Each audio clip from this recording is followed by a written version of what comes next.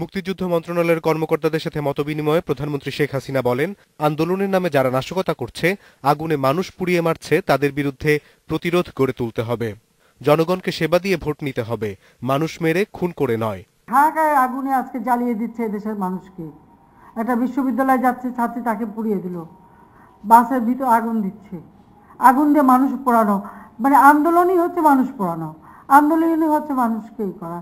একটা pregnant woman, যে মানে অন্তঃসত্ত্বা মহিলা, 7 মাসের বাচ্চা পেটে, এমনভাবে তাকে পুড়িয়েছে, পেটের ভিতরে বাচ্চাটা মারা গেছে, তার পেটের চামড়াটা সব পুড়ে শেষ, তাকে অপারেশনও করা যাচ্ছে না।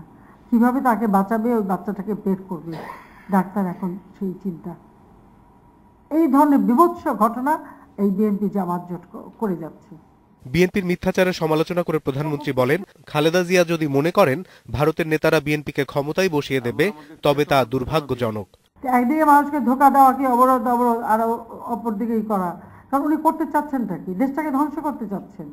ওই যখনই পেপার উঠলো যে বাংলাদেশ পাকিস্তান থেকে এগিয়ে আছে, তখনই বোধ হয় আমার বিএনপি নেত্রীর মনে মানে ব্যথা বেজে উঠেছে। প্রধানমন্ত্রী বলেন, যে কোনো পরিস্থিতি মোকাবেলা করে দেশ এগিয়ে যাবে। সরকারের মেয়াদ আরো 4 বছর আছে। এ সময়ের মধ্যে দারিদ্র্য আরো 10 ভাগ কমানো হবে।